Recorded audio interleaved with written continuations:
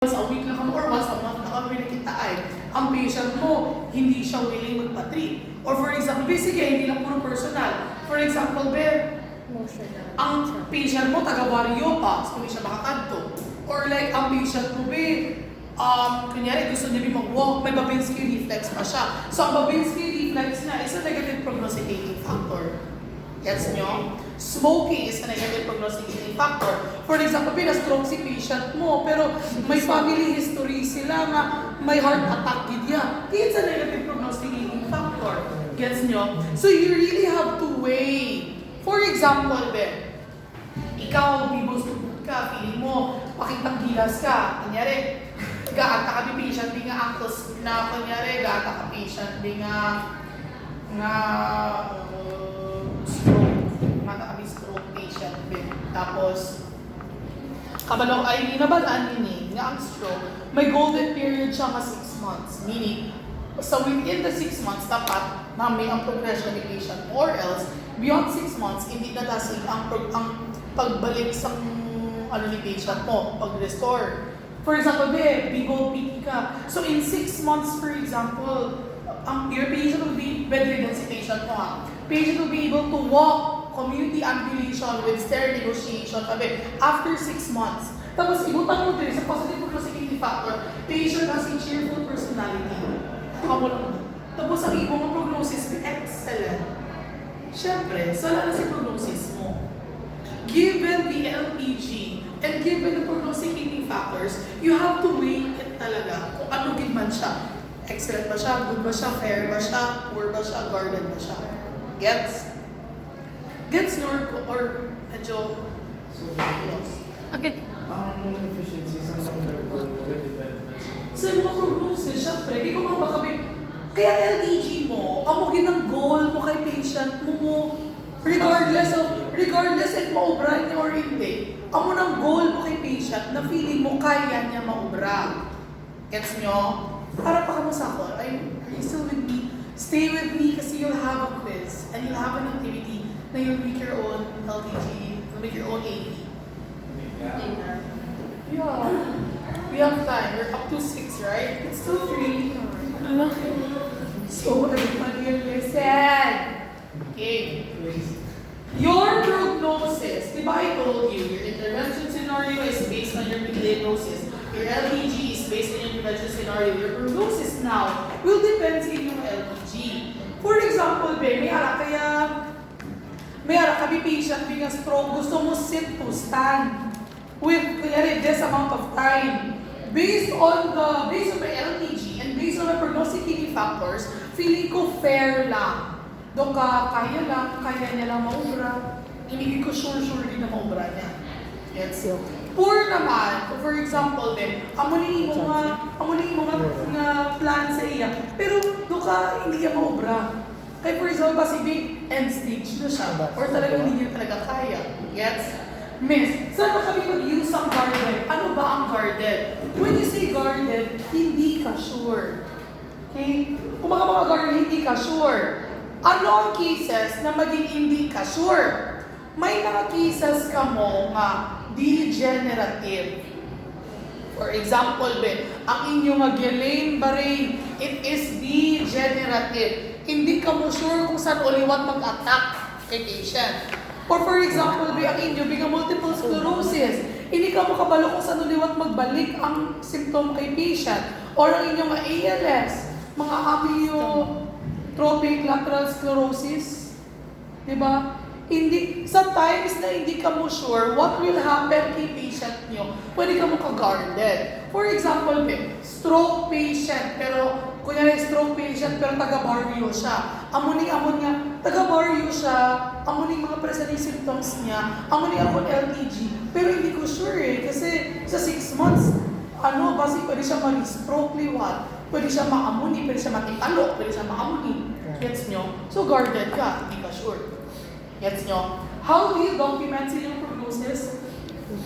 After deciding kung ano magiging mga prognosis, Hindi ka mag-guarded kung bipolar patient. i-weigh mo. First, bipolar siya, pero God-hear man siya sa imong kung God-hear man siya sa imong PT management, pwede ka mag-good, pwede ka Okay. Kunyari, prognosis mo kunyari fair. Pwede ka mo ka-use some this one, square, and then i-bullet nyo lang. So, nandun sila tanatan yung prognosticating factor. Pwede man, i-essay nyo, i-explain nyo. Miss, good siya because ganyan, based on journals na may recovery sa company, ako na wala kinakasa kasama explain nyo. Pero for example, tagaan ko LTG, gaan nyo ko prognosis, may nga good.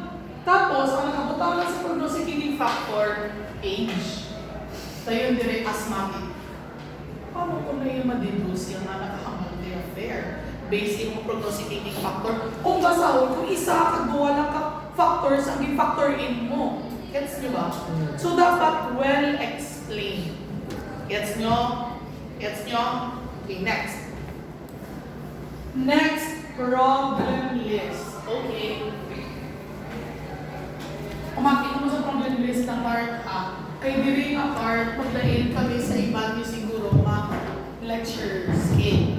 For the problem list, the product na I want to see sa inyong mga papers should be how I teach my way to making the problem list. I don't care about what they teach. I want to see my way sa inyong problem list. And my way will be, yung first problem list will be your most important na problem list. Hindi ang first nyo na matreat, hindi ang easiest nyo na i-treat, dapat of utmost importance kung naamugin na ang problem ni patient. Kasi, especially now sa cardiopulmonary rehab nyo, pain will always be there. Shortness of breath will always be there. Pero, unahon mo na siya kesa sa let's say, endurance meditation. Diba hindi? Your main focus talaga is to return yung patient back functionally. So as much as possible, I want my students' problem list to be functional. Okay? And then later, once na, prognosis, problem list, problem list. 1, 2, 3, 4, 5, and then explain. Muna pasunod. Kung in-explain nyo nga miss, pain gidya ang number 1 kung nga priority because it's the easiest to address. Kung sa akon ka mo na mag-pass, wala ko na namihan nga answer. It has to be, basta gusto ko well thought of. Gusto ko, hindi siya nga, pain agad. Amuni agad. Amuni agad. Gets? Gusto ko, ang inyong priority ang number 1, next number 2, next number 3, and then so on and so on. Gets?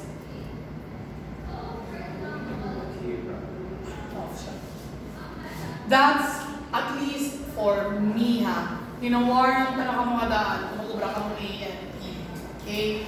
Last, your STG, the difference between your STG and your LTG is, your STG, shorter lang ang iyang goals. Diba kay LTG, ang behavior ni LTG should be functional. Ang behavior naman niya ni STG, pwede lang impairments. For example here, okay, di ba si LTG dapat patient will be able to walk, patient will be able to sit or stand, patient will be able to basta functional. Kung STG naman nga, pwede ka ka-functional, pwede ka man ka-impairment. For example, patient will be seen with an increase in range of motion by 10 increments after 2 PT session. Pwede ganyan. Kasi short-term goal mo yan eh. Basta dapat may audience, may behavior, may condition, may time. For example, patient audience will be seen with an increase in range of motion. Behavior yan, kasi increase yung range of motion. Define increase range of motion by 20 increments, by 20 degrees. For example, tigim define niya ang pag-increase sa ROM mo. After how many PT sessions? After 2 PT sessions. Pwede niyan yung short-term goal. Gets? Pwede na yung functional, kanyari ganyan. Patient will demonstrate decreased difficulty in transferring from supine to short sitting from minimum difficulty to no presence of apprehension after 3 days of PD session. Di ba naman na sinyo sa FA nyo, ang minimum, moderate, and maximum assistance? Ang +1, +2 guarded assist? Mga assistance nyo? Device, mga Basta, wheelchair. kunyari, with a gate, with +2 assist, meaning 2 people help, or minimum difficulty, ako na yan. In general, wala gid ya book na makahambal, maka-quantify, di ba, minimum difficulty, moderate difficulty, maximum difficulty. Wala gid ya libro na maka-quantify kung ano gina siya ka-difficult. Kasi, or else, may damo-damo ta libro na i-explain tanan-tanan nga activities. Kasi may minimum difficulty in sitting, may minimum difficulty in standing, minimum difficulty in walking, minimum difficulty in blah blah blah blah. So dapat i-explain nyo kung paano nyo siya na-quantify as minimum, moderate, or maximum difficulty. That is why we always back up. Diba sa FA nyo, minimum difficulty in sit to stand as manifested by difficulty during the sit to stand fix, sit to stand by sa handrails, meaning na si patient, or +1 assist, kaya moderate difficulty. Gets nyo? Sige. For your, sa inyong reports later on, hindi na siya kita sa hindi na siya part sa SAT yung actual. But I just want to incorporate this as early as now para lang ka-HND ko paano nyo i-treat. Ma-make ka mo STG, across that, you have to back it up with an evidence-based treatment. For example, STG nyo, increase range of motion. So, ang inyong evidence-based activity, pwede ka mo ka-arong, pwede ka mo ka-lifting, pwede ka mo ka-PREs para mag-increase ang range of motion. Gets? Gusto ko makita kung anong ginsend nyo ng STG, kung bagay ba ang exercise na ginhatag nyo para sa amo na STG.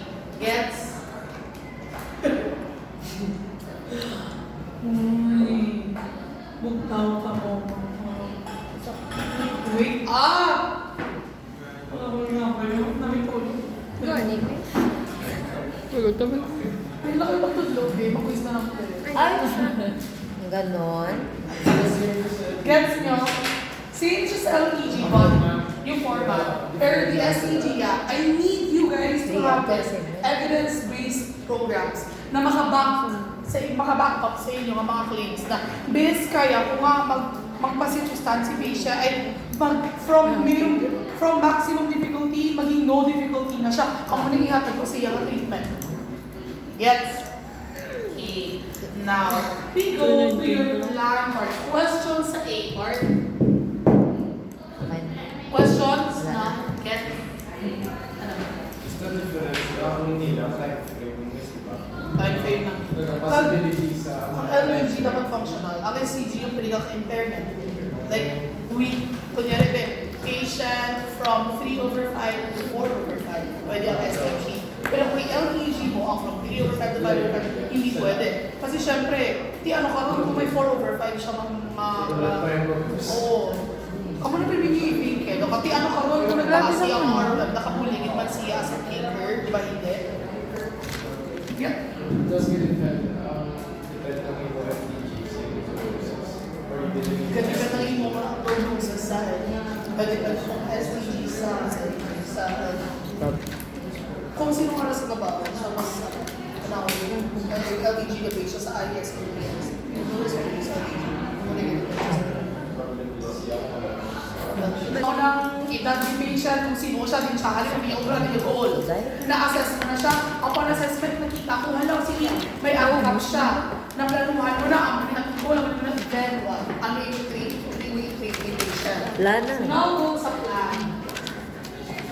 If you document it like this, patient will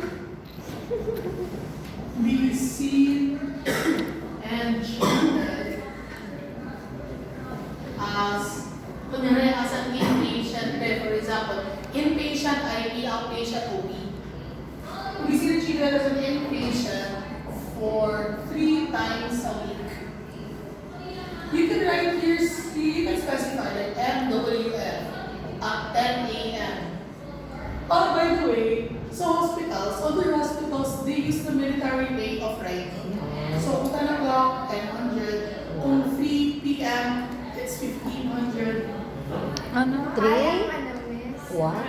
Ang military way, Okay. After ko 1:30. 1:30 na. 1:30, kung 1:30 p.m., that's 13:30. Oo. Gets nyo?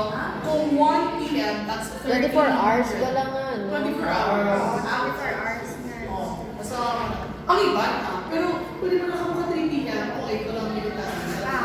Balik-balik ko siya. Okay, 10 a.m. na lang p.m. When we see the genus of the returns to week for 1 week. With the following. Si Miss ko yata. Ano ba yan? Ano ba yan? Pabulay-bulay. Sila It ka ba? has to be specified kung ano siya, inpatient ba siya, outpatient ba siya. PT man siya. Patient will be seen and treated as an inpatient for 3 times a week. You can Ah, may specify bago na if sa there ulo. is. If not, it's fine. For let's say 1 week with the following PT managements and then right, miss. Ang difference sa dili nga part, because not mga pinijapon, plan. Right. Ang dili ka, gusto ko lang makita kung anong inyong intervention sa among nga goal. Ang sa plan niya, among ang pasunod Ako mo mag-prepare. na patient. For example, syempre sa imo problem is kung ako niya si endurance. Tapos our analytical weakness, for example, kung ako nang sundon mo, pagkita mo kay patient mo, ma-ergo na kamo yun. Tigil ma-lift na kamo yun. Tigil ma-RON kamo yun. Hindi na siya ang sakto nga pasunod. Eh di ba, gitudluan na kamo sa inyo, Mathera 1, BCS2 nyo, I believe, na dapat una si block and then si separated. Una dapat ang larger muscle groups and then smaller muscle groups. Una dapat ang mas hindi kapoy kaysa sa mas kapoy. Di ba? Kaya dapat in order ang inyong treatments. Yes. And also, I noticed after I taught sa iba't sections, you do not know how to document your treatments. Well, during my class, you are required to document them properly. Okay? So I think, do we talk it up naman kayo? Sige na lang kita mo. Ito na lang kita. A lang. I, O. Hindi niya. Okay, as a day, like for example, kung mag-use ka mo dumbbells, like for example, PREs, progressive resistant exercises. Di ba when you say progressive resistant exercises, you're using outside equipments. So PREs, using, kunyari, red naman. Ano na yung period? PREs using red Ano yun yung period? on left. Progressive resistive exercises. Ano na? Isa lang ba? Ano ka? Progressive resisted exercise.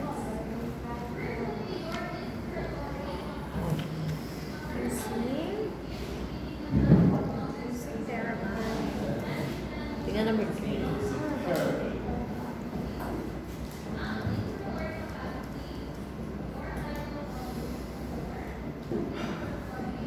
Dumabalik ko sa special Okay. To properly document your, what do you call this? Your treatment, it has to be first, what type of exercise? Is it AROMS na exercise, PREs na exercise, aquatic therapy exercise? When you say using what, kung anong gingamit nyo. For example, nag-joint mobilization ka mo, PJM using Maitland 3. Gets? On what? Actually, most of them dapat different time. On what part of what region? Towards what movements? Towards what movements? Times the parameters. So when I say parameters, how many repetitions, how many seconds hold, how many sets, and then after that, rationality. Kung mga exercise. Gets? So for example, AROMS exercise exercise. Arms exercises on right shoulder towards blah blah blah times 10 repetitions times 2 sets to increase range of motion, for example. Yes. Anyway, I'll include that na lang sa itulong ko next week. So, I really hope next week you'll be able to sleep properly. Kasi, damo-damo ko itulong next week. Para, basta. Sleep ka lang. Mas-sleep na lang kami. Early. Sleep every day.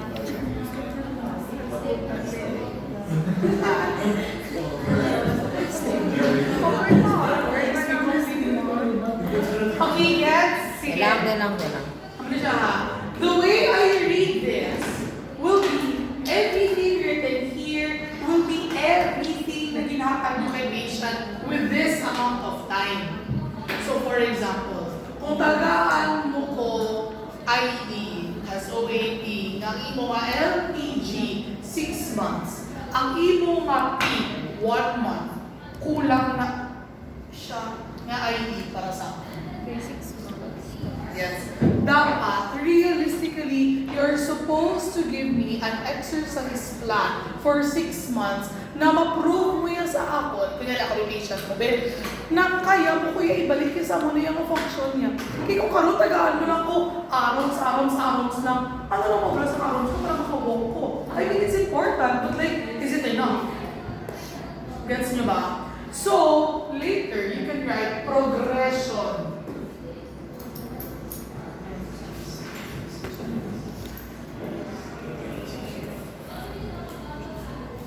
Tapos sabat-sabat sa klase, ah.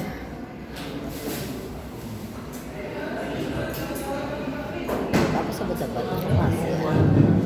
Sana all we can do the ones we are Sakit na ulit mo, ah.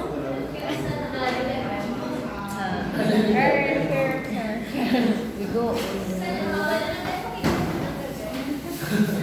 Okay, that's progression. And then pag progress nyo, same. Will be seen and treated, blah, blah, blah, blah, by how many times a week, ganyan din. Basta progression. Para ang iba, may aras sila nga ano. Kunyari, before this,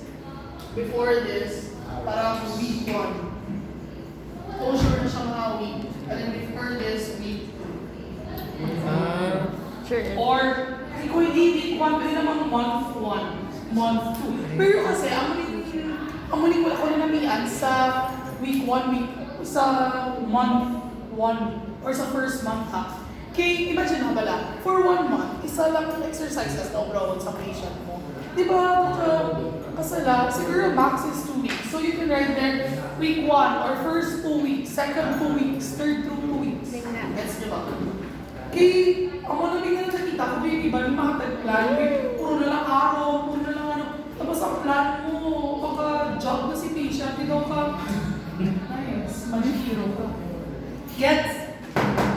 Gets nyo? Okay. Activity. Yes, lower ka man sa akin, man. The activity will be, I will give you 2 or 3, I'm not that sure. 2 or 3 cases. You will read on those diseases and you will pass an ICF sa akon. I will, pwede lang pala sa akon, i-print nyo ang ICF. Ang names nyo dapat i-print, okay? I encourage, pwede ka mo ka-group storyahanay kung paano ka mo kung pwede ka mo ka-group storyahanay na, uy, amo ni case ta, anong direct mo na. I do not like people nag-copy lang din. Kasi, ang inyong rhythm sa inyong pranks, individual na siya tanan. So as much as possible, sa activities pa lang, I hope you do it individually. With the ICF winning iPod. Okay.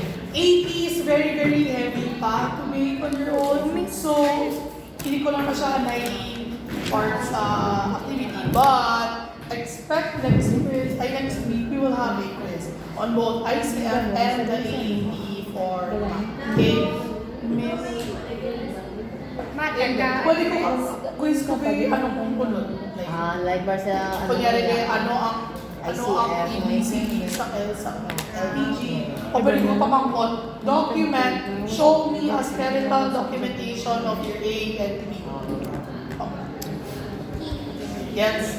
Okay. For next week, I am going to require everybody to bring their own stethoscopes. Wala borrowing during class. You have to have your own stethoscope. You have to have your own sphygmomanometers. And for those who have, bring your own pulse ox. For those na may area. Okay? Another requirement, bring your own watch with seconds. Ay, second. Dapat may seconds. Miss, ako yung kita miss yung wala kita seconds. Pangitaan mo, daya pagi, ang may seconds. May mag-intern. Kaya, ini ka man kakuha. Dapat ano na ilog na, tiwan na to. Okay, dapat with seconds. The cases, I already have 2 cases. Read on ankle sprain and read on adcaps. Adcaps, adhesive capsulitis and ankle sprain. And then I'll give you the case. It's a complete SNO part that you're going to pass yung ICF printed. Okay. Make use of the colors, make use of the circles, make use of however you want. Basta maintindihan mo ICF. Okay. Ang reason lang yun nga, next week June na. Ang reason lang yun na ankle sprain and ankle sprain. Ay, may paulan na.